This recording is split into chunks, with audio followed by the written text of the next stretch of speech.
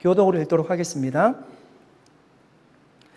요한의 제자들과 바리새인들이 금식하고 있는지라 사람들이 예수께 와서 말하되 요한의 제자들과 바리새인의 제자들은 금식하는데 어찌하여 당신의 제자들은 금식하지 아니하나이까?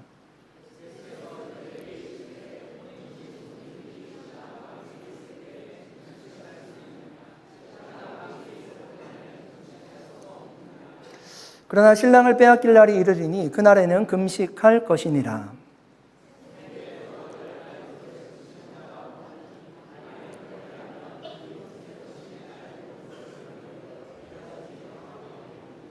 같이 읽겠습니다. 새 포도주를 낡은 가죽 부대에 넣는 자가 없나니 만일 그렇게 하면 새 포도주가 포도주를 터뜨려 포도주와 부대를 버리게 되리라. 오직 새 포도주는 새 부대에 넣느니라 하시니라. 아멘. 잠깐 기도하겠습니다. 하나님 아버지 감사드립니다. 이 시간 주님의 말씀을 나눌 때 우리의 마음 문을 열어주시고 깨닫는 지혜를 허락하여 주시옵소서. 성령께서 감동하여 주시기를 간절히 기원하올 때 예수님의 이름으로 기도드립니다. 아멘.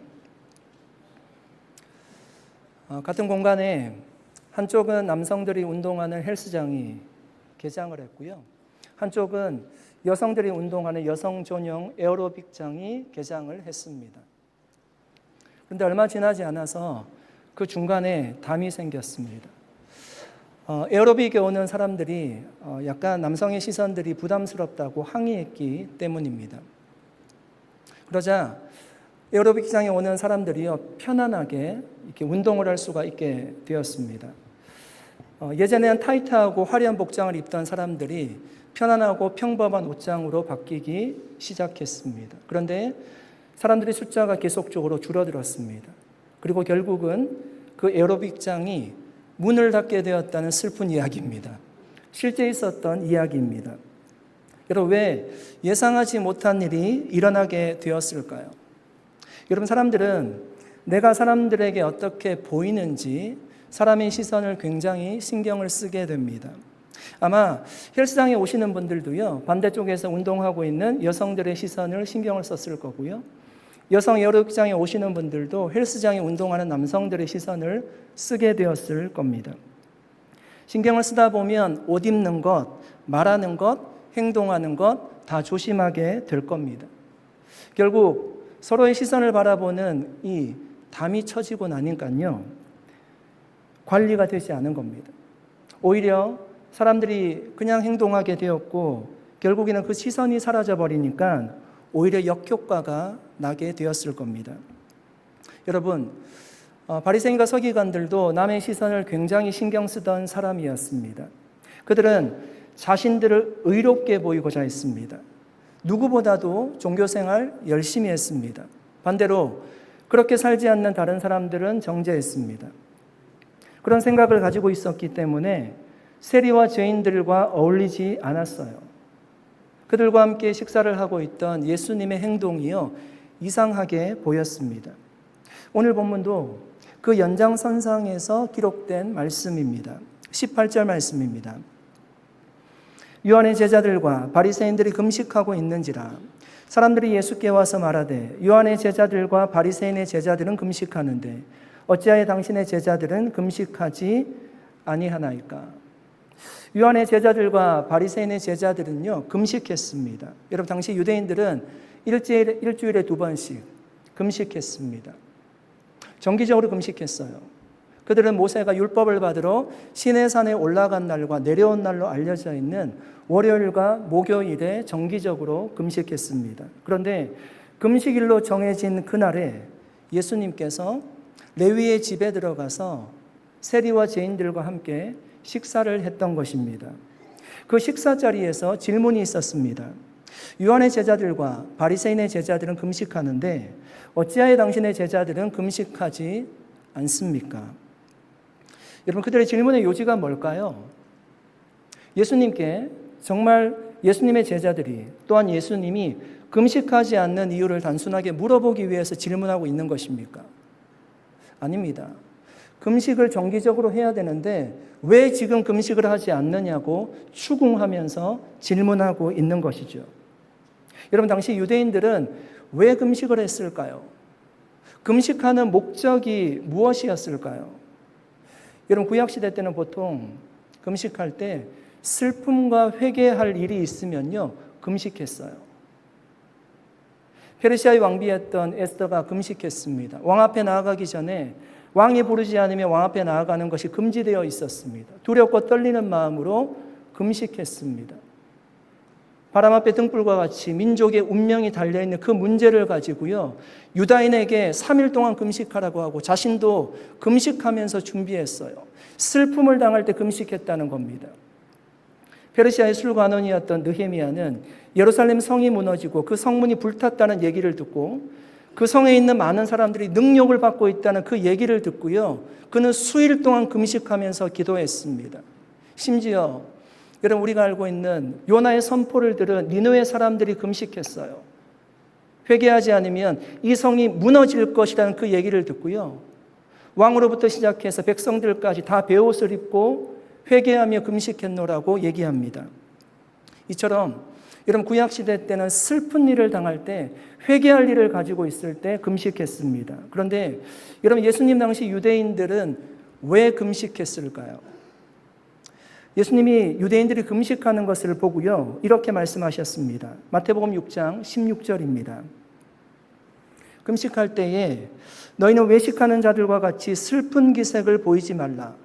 그들은 금식하는 것을 사람에게 보이려고 얼굴을 흉하게 하느니라. 내가 진실로 너희에게 이르노니 그들은 자기 상을 이미 받았느니라. 여러분, 왜 금식하는 사람들이요, 슬픈 기색을 띄었을까요? 자신이 금식하고 있다는 것을 사람들에게 알려주기 위함입니다. 얼굴이 좋지 않으면 우리도 묻잖아요. 왜 얼굴이 그렇게 좋지 않습니까? 어디 아파요? 이렇게 묻잖아요. 동일한 거죠. 슬픈 기색을 띠고 있으니까 사람이 묻는 겁니다. 왜 그런지. 그때 얘기하는 거죠. 내가 금식하고 있어서 그래. 그 얘기하려고요, 얼굴도 씻지 않고 흉하게 해서 금식했다는 것입니다. 왜 그렇게 사람들에게 보이려고 했을까요? 자신이 얼마나 경건한 사람인가를 드러내기 위함이에요. 경건하게 보이기 위한 수단으로 금식을 했다는 것입니다. 그래서 예수님이 그들을 보고요, 외식하는 자라고 말씀하셨습니다. 여러분, 저는 어릴 때 할머니의 장례식을 할 때요, 정말 이상한 광경을 보았습니다. 제가 이해하기 좀 어려웠습니다. 보통 한국은 장례식을 3일 하지 않습니까? 그때 보통 조문객들이 본인이 오고 싶은 시간에 와서 문상을 합니다. 그러니까 그 조문객들이 언제 올지는 몰라요. 아침에 일찍 출근하기 전에 오실지 아니면 퇴근하고 나서 밤 늦은 시간에 오실지 아무도 모릅니다. 그런데 조문객들이 오면은 그때서야 이 상주들이 일어나서 줄을 서고요, 아이고 아이고 하면서 통곡하기 시작합니다. 그리고 그 조문객들이 가고 나면 언제 그랬는지 서로 그냥 이야기를 하고요, 밥을 먹고요, 웃고요, 이런 광경을 보았어요. 제가 그때는 그 광경이 도무지 이해가 가지를 않았습니다. 정말 이게 슬퍼하고 있는 것인가? 슬퍼서 지금 울고 있는 것인가? 그 생각이 들었습니다. 그런데 제가 나이가 좀 들어보니까 그 슬픔은 그 슬픔이고 그 슬픔을 이겨내기 위해서 그렇게 했다는 것이 이해가 되었습니다. 여러분, 오늘 이 바리새인들은요, 철저하게 사람들에게 보이려고 금식을 했다는 겁니다. 예수님이 금식을 반대하시거나 금식을 금하신 것은 아니었어요. 여러분, 예수님도 광야에서 40일 동안 금식하셨습니다. 예수님은 금식하실 때 금식하셨는데 그들에게 금식할 때요, 이렇게 하라고 말씀하셨습니다. 금식을 금하지 않았어요. 마태복음 6장 17절 18절 말씀입니다.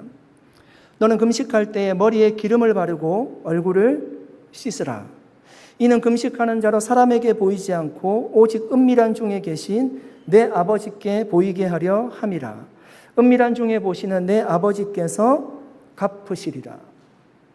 여러분, 금식하는 사람이 은밀한 중에 계신 하나님께 보이기 위해서요, 금식하라는 겁니다. 하나님께 보이기 위해서 오히려 얼굴을 깨끗하게 씻고요, 머리에 기름을 바르고요, 단장하고 금식하라는 겁니다. 보통 사람들이 그렇게 씻고 단장하는 이유는 뭘까요? 사람에게 보이기 위해서요. 그런데 그렇게 하지 말고 사람에게 보이는 것이 아니라 하나님이 보시기 때문에, 은밀하게 보시는 하나님이 보시기 때문에 그렇게 금식하라는 겁니다. 예수님은 이처럼 금식을 반대하지 않으셨지만 오늘 본문에는 유대인들의 정기적인 금식일에 금식하지 않고 식사를 하셨습니다. 그것 때문에 비난을 받고 있습니다. 요한의 제자들과 바리새인의 제자들은 금식하는데 어찌하여 당신의 제자들은 금식하지 아니하나이까? 예수님은 여러분 이 질문에 세 가지 비유로 답변을 하십니다. 첫 번째 비유는 19절, 20절 말씀입니다. 여호와께서 그들에게 이르시되 혼인집 손님들이 신랑과 함께 있을 때에 금식할 수 있느냐? 신랑과 함께 있을 동안에는 금식할 수 없느니라. 그러나 신랑을 빼앗길 날이 이르리니 그날에는 금식할 것이니라. 여러분, 결혼식이 있습니다. 축하하기 위해서 하객들이 왔어요. 그때 신랑과 함께 결혼식에서 기뻐하고 즐거워하는 것이요, 당연하다는 거예요. 음식이 많이 차려져 있는데 그 음식을 함께 즐거워하면서 먹는 것이 당연하다는 것입니다. 그때 금식하는 것은 이치에 맞지 않다는 것입니다. 여러분, 당시 이스라엘의 혼인은요, 가장 기쁜 날이었어요. 그래서 그 혼인이 일주일 동안 지속되기도 했다고 합니다. 근데 우리가 말씀을 나누었듯이 유대인들은 일주일에 2번씩 금식했거든요. 그러니까 그 금식일에 결혼식이 겹칠 수가 있어요. 그렇다면 그때 결혼식에 유대인들이 어떻게 했을까요? 유대인들도 그때 결혼식에는 음식을 먹었다는 거예요. 당시 예수님은 유대적인 문화에서 지금 얘기를 하고 있는 겁니다.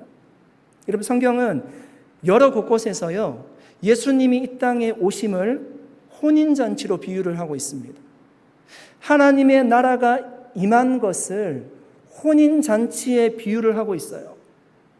그 혼인잔치의 신랑은 누구일까요? 신랑은 누구일까요? 제가 어려운 질문하는 건가요?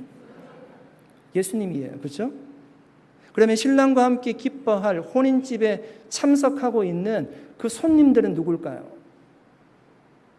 여러분, 여기서 우리가 손님들이라고 하면 약간 거리가 멀게 느껴지잖아요. 근데 헬라 원문에는 아들이란 단어예요. 휘오스, 아들이란 단어예요. 그래서 영어 성경에는 children 이렇게 번역하기도 하고요. 그리고 friends 이렇게 번역하기도 하였습니다. 그들이 누굴까요? 예수님을 메시아로 믿은 구원받은 하나님의 백성들을 말씀하는 거잖아요. 그들이 지금 신랑과 함께 결혼식에 참여하고 있어요. 여러분, 마태의 집에요, 지금 식사 자리가 벌어졌어요. 잔치집이에요. 음식을 먹는 것이 당연하겠죠. 예수님이 이 땅에 임한 것이요, 혼인잔치로 비유를 하고 있어요. 우리가 그 잔치에 참여하고 있다면 즐거워하는 것이 마땅하다는 거예요. 지금은 금식하며 슬퍼해야 될 때가 아니에요. 당장은 금식할 것이 아니라 기뻐해야 된답니다. 그러나 오늘 본문에요, 당시 상황에서 슬퍼해야 될 때가 온다라고 얘기합니다. 그때가 언제인가 하면 신랑을 빼앗길 날이 온대요. 신랑이신 예수 그리스도를 빼앗길 날이 온대요. 여러분, 그때가 언제일까요? 당시로 봐서 예수님이 십자가를 지시는 날을 얘기하겠죠. 그날에 금식하며 슬퍼하라고 얘기합니다. 여러분, 저는 이 말씀을 묵상하면서 우리가 기뻐하거나 슬퍼하는 것은 과연 무엇인가? 그 질문이 제 마음속에 들었습니다. 여러분은 무엇 때문에 기뻐하시고 무엇 때문에 슬퍼하십니까? 일희일비라는 사자성어가 있잖아요. 하나의 기쁨, 하나의 슬픔입니다. 일희일비하지 말라, 이런 얘기 많이 합니다. 저도 일희일비하지 않으려고요, 굉장히 기도하고 제 마음을 다스리고 있습니다. 여러분, 우리가 일희일비하는 이유가 뭘까요? 우리는 왜 일희일비할까요? 어떤 일은 굉장히 기뻐하다가도요, 다른 쪽의 일에 어떤 일이 터지면요, 굉장히 슬퍼합니다. 왜 그럴까요? 우리가 일희일비하는 이유는, 우리의 기쁨과 슬픔은요, 환경과 여건에 의해서 지배받기 때문에 그렇습니다. 그러나 성경은 우리에게 항상 기뻐하라고 말씀하십니다. 이것이 우리를 향하신 하나님의 뜻이라고 말씀하고 있습니다. 여러분 기뻐할 수 있기를 축복합니다. 어떻게 그럴 수 있을까요? 하나님이 주신 기쁨은요, 환경과 여건에 지배받는 기쁨이 아니기 때문이에요. 하나님이 우리에게 주시는 천국은 영원한 나라예요. 아멘. 구원받은 하나님의 자녀들에게 주시는 영생은요, 영원한 삶이잖아요. 하나님이 우리에게 베푸시는 사랑은 무한한 사랑인 줄로 믿습니다. 하나님의 동행하심과 보호하심이 지금도 우리와 함께하고 계십니다. 여러분, 예수님이 내가 너와 세상 끝날까지 함께하리라 말씀하셨습니다.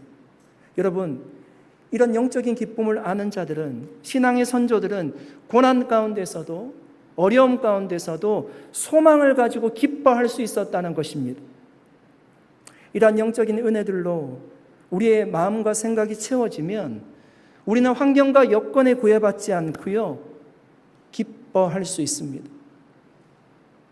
이런 기쁨은 성령의 열매라고 합니다. 주님 안에 있으면 기뻐할 수 있습니다. 마태가 사람들에게 손가락질을 당할 때 예수님이 그 집에 갔잖아요. 그리고 함께 죄인들과 세리들과 함께 식사를 하고 있습니다. 그 집에 기쁨이 임하는 거예요. 주님 안에 있을 때 여러분 기뻐할 수 있는 줄로 믿습니다. 주님께서 우리에게 이미 주신 하나님 나라인 잔치집에 참여하고 있는 우리에게 이런 기쁨을 지금도 베풀고 계십니다. 그래서 우리는 여러분 항상 기뻐하며 감사하며 신앙생활을 할 수 있습니다.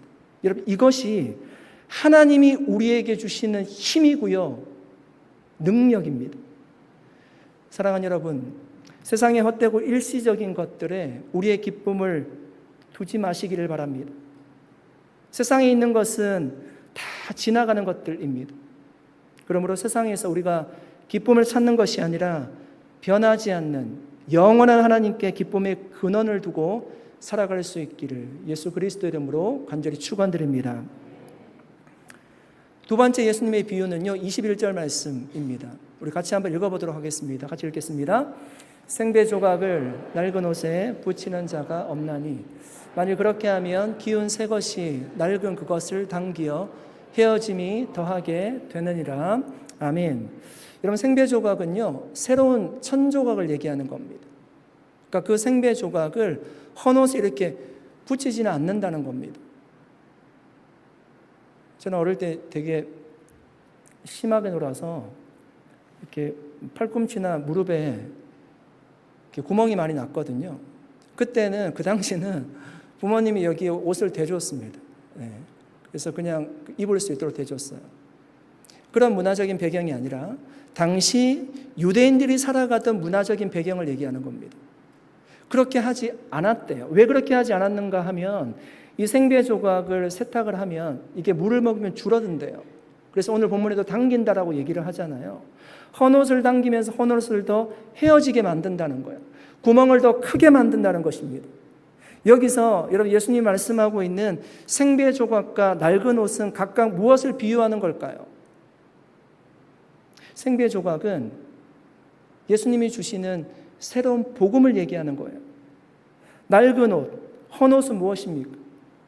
유대인이 따르고 있는 율법주의적 사고를 얘기하는 거예요. 여러분 사도 요한은 율법은 모세로 말미암아 주어진 것이요 은혜와 진리는 예수 그리스도로 말미암아 온 것이라고 선포했습니다. 여러분 모세가 준 율법이나 예수님이 준 은혜와 진리는 누구로부터 왔습니까? 누구로부터 왔습니까? 하나님께로부터 왔어요. 그러니까 율법 자체가 악하거나 잘못된 것은 아니에요. 율법은 동일한 하나님의 말씀입니다. 다만 예수님은요, 율법을 완성하기 위해서 오셨다라고 얘기합니다. 마태복음 5장 17절 말씀입니다. 내가 율법이나 선지자를 폐하러 온 줄로 생각하지 말라. 폐하러 온 것이 아니요 완전하게 하려 함이라. 여러분 예수님의 가르침은요, 과거의 가르침, 율법을 폐하는 가르침이 아니었어요. 그렇다고 예수님의 가르침이 생배 조각을 헌옷에 대듯이 부분적인 수정도 아니었습니다. 예수님의 가르침은요, 옛 가르침, 율법을 완전하게 하는 가르침이었어요. 예수님이 이 가르침을 예를 들어 설명을 하고 있습니다. 마태복음 5장 21절, 22절 말씀입니다. 옛사람에게 말한 바 살인하지 말라. 누구든지 살인하면 심판을 받게 되리라 하였다는 것을 너희가 들었으나 나는 너희에게 이르노니 형제에게 노하는 자마다 심판을 받게 되고 형제를 대하여 나가라 하는 자는 공회에 잡혀가게 되고 미련한 놈이라 하는 자는 지옥불에 들어가게 되리라. 여러분, 10계명의 6계명이 무엇입니까? 살인하지 말라는 계명이잖아요. 중요한 계명이에요. 그러니까 하나님이 사람의 생명을 그렇게 귀하게 여기신다는 겁니다. 그래서 구약시대 때 실제로 사람을 살인한 자에게는 이 계명이 적용이 되어서요, 처벌을 받게 되었습니다. 그런데 예수님은 말씀하시는 거예요. 마음으로라도 형제를 미워하고 욕을 하게 되면 그 사람도 살인하는 거다라고 얘기하는 거예요. 그러니까 뭐예요, 지금? 구약시대 때 말씀하신 것보다 훨씬 더 완전한 계명을 주님이 말씀하고 있는 거죠.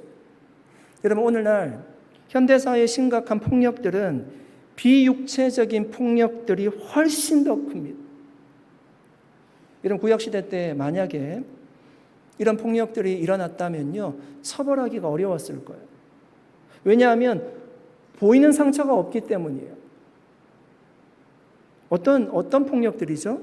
언어적인 폭력들, 정서적인 폭력들, 심리적인 폭력들, 그 폭력들이 사람을 얼마나 힘들게 합니까? 눈에 보이지 않는 가상세계에서 불특정 다수가 사람들을 괴롭히는 글을 씁니다. 그 글 때문에 심지어는 사람의 목숨을 달리하기도 하고요. 그리고 사회적으로 그냥 매장시키기도 합니다. 예수님은 이런 눈에 보이지 않는 폭력 또한 사람을 죽이는 폭력이라고 말씀하시는 거예요. 구약 시대와는 다르게 그런 자에게도 하나님의 심판이 있을 것이라고, 그것이 죄라고 말씀하시는 겁니다. 간음하는 문제도 마찬가지였습니다. 여러분, 구약 시대 때는 실제 간음한 자가 간음이었어요. 하나님은요, 부부의 관계를 굉장히 중요하게 생각하셨습니다. 그런데 외도하는 거죠. 그 간음을 굉장히 큰 죄라고 여겼습니다. 예수님 지금 뭐라고 말씀하시죠? 음욕을 품은 자마다 간음하는 자라고 얘기합니다. 더 완전한 계명을 우리에게 주셨습니다. 예수님이 지금 무엇을 강조하고 있는 것입니까? 금식은 할 수 있어요. 금식하는 거 좋은 겁니다. 하나님 앞에 기도하기 위해서 금식하는 것 좋은 것입니다. 그러나 일주일에 2번씩 날짜를 정해서 해야 된다는 것은, 금식을 꼭 해야 된다는 것은 어디에도 없어요. 자유롭게 해도 된다는 것입니다. 그것이 금식법을요, 오히려 완전하게 하는 거예요. 그것은 하나님의 말씀이 아니라 유대인의 전통이었습니다. 전통인 금식 규율에 묶여서 사람을 정죄하는 것은 새로운 복음 시대를 살아갈 삶의 모습이 아니라고 말씀하는 겁니다. 이런 프레임의 법칙이라는 말을 들어보셨을 겁니다. 같은 상황이지만 어떤 프레임으로 보느냐에 따라서요, 달리 보인다는 거예요. 한 성도가 목사님에게 질문했습니다. 목사님, 기도하는 중에 담배 피워도 됩니까? 기도는 하나님과 나누는 대화인데 그것은 안 됩니다. 다시 질문했습니다. 목사님, 담배 피우는 중에 기도해도 됩니까?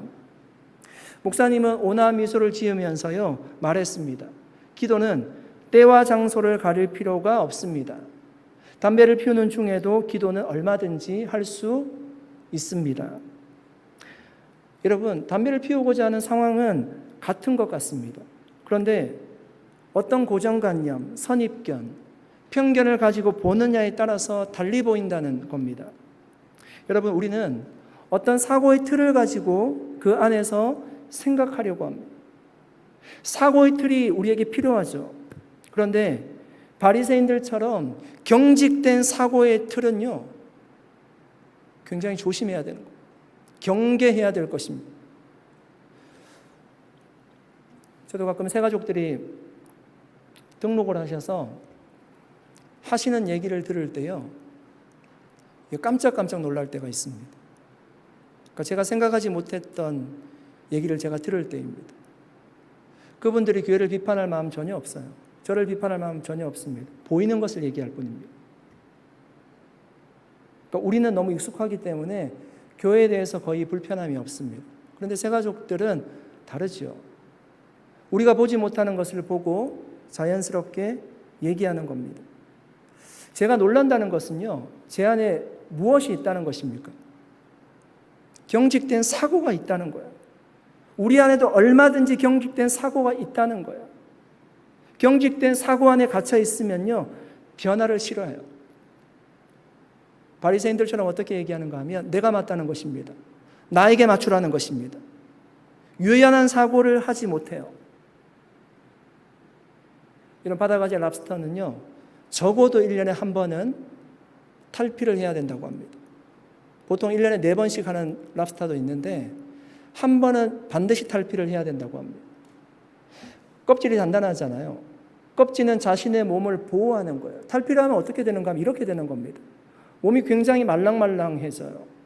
그냥 외부로부터 공격을 받게 되는 것입니다. 그럼에도 불구하고요, 1년에 한 번씩 반드시 탈피해야 되는 이유는 뭘까요?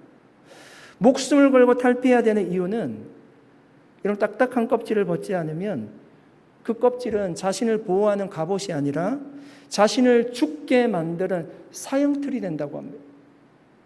껍질은 시간이 지나면 계속 딱딱해져요. 딱딱해지기 때문에 외부로부터 공격은 차단할 수가 있어요. 그런데 신체가 자라가잖아요.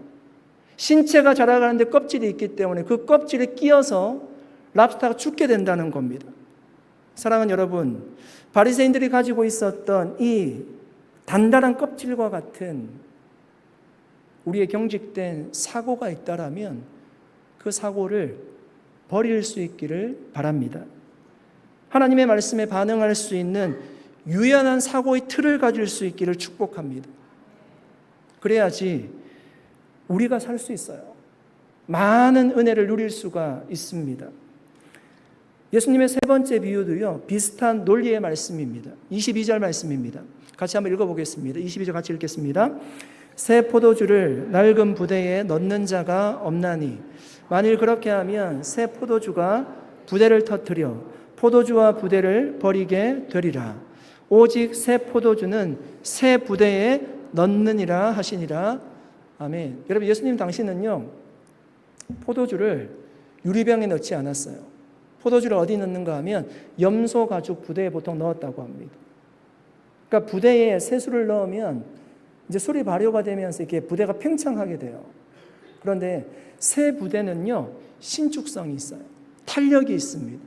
그래서 그에 맞게 늘어난다는 거예요. 그런데 헌 부대는 탄력이 없기 때문에 그 부대가 터진다는 겁니다. 그래서 새수를 새 부대에 넣으라고 하는 것입니다. 바리새인들은 헌옷과 헌 가죽 부대를 대표하는 사람들이에요. 탄력성, 신축성이 없어요. 전통이나 규정들에 묶여 있습니다.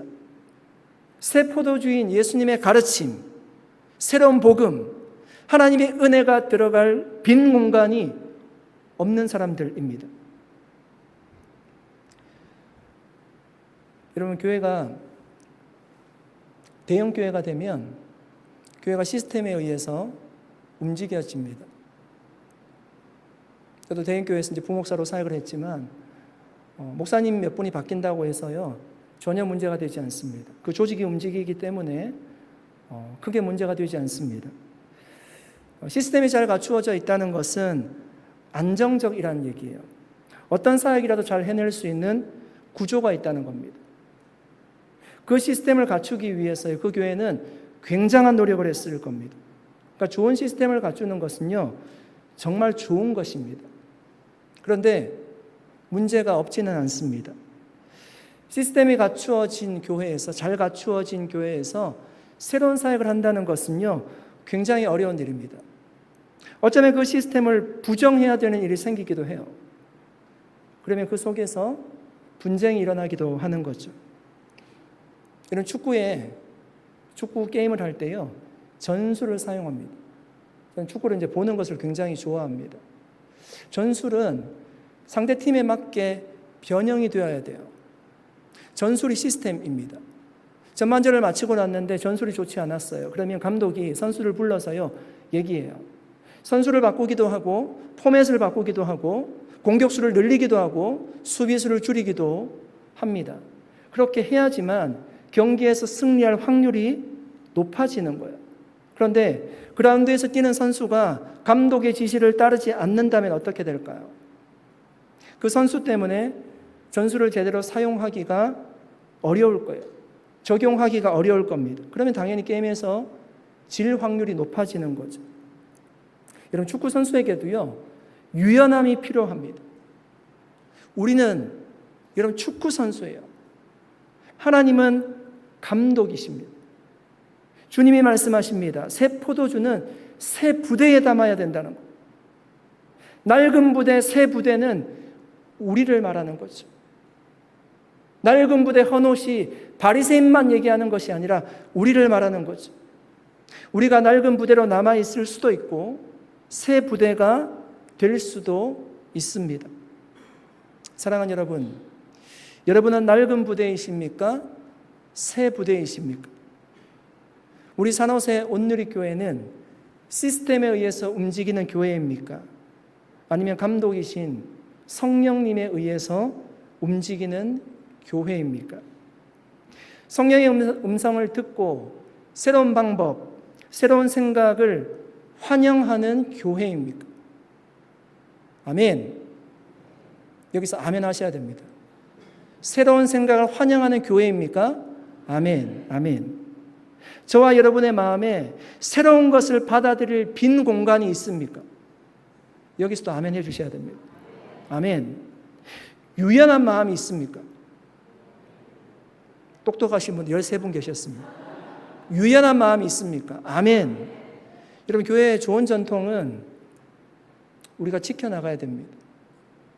저는 우리 교회가 이 동성애를 반대하고요, 이 신앙을 지키기 위해서 정말 그 교단에 반납하고 어려운 길을 선택한 것, 저는 굉장히 제가 이 교회 목회자로 부임해서 목회하는 것 자랑스럽게 생각합니다.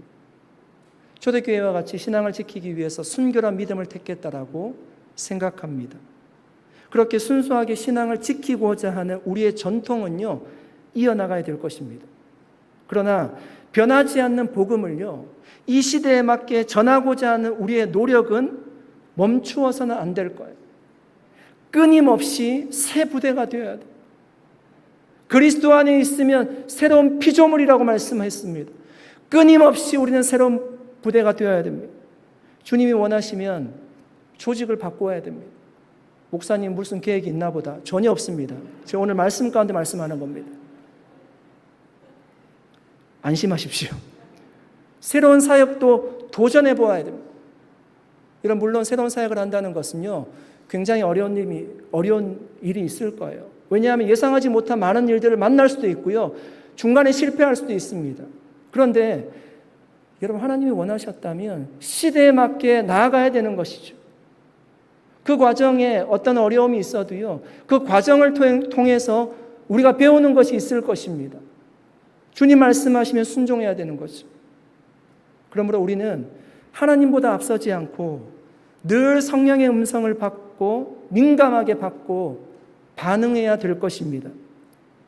사랑하는 여러분, 바리새인들과 유대인들이 새 포도주의 주인 되시는 새 포도주, 그 새로운 가르침을 받기 위해서는요, 어떻게 해야 됐을까요? 낡은 옷, 낡은 가죽 부대를 버리고요, 변화되어야 되는 겁니다. 새 가죽 부대를 가지고 있으면요, 새로운 가르침을 받을 수가 없대요. 어느 세탁소에 갓 들어온 새 옷걸이에게 헌 옷걸이가 말했습니다. 너는 옷걸이란 사실을 한시도 잊지 말길 바란다. 새 옷걸이가 헌 옷걸이에게 물었습니다. 왜 옷걸이라는 것을 그렇게 강조하시는지요? 헌 옷걸이가 얘기합니다. 잠깐씩 입혀지는 옷이 자기의 신분인 양 교만해지는 옷걸이들을 그동안 많이 보았기 때문이다. 사랑하는 여러분, 우리는 하나님의 옷걸이일 뿐입니다. 우리는 운동장에 뛰는 선수예요. 하나님께서 감독이십니다. 하나님이 새로운 생각을 주시면 바꾸어야 됩니다. 그런 유연한 사고와 마음을 가질 수 있기를 축복합니다. 성령님이 주시면 우리가 그 말씀에 순종할 수 있기를 축복합니다. 주님의 생각과 마음에 따라 행동하고 반응할 수 있는 예수님의 제자된 모든 우리 산호사 온누리교회 성도님들 되시기를 예수 그리스도 이름으로 간절히 축복합니다. 같이 한번 기도하겠습니다.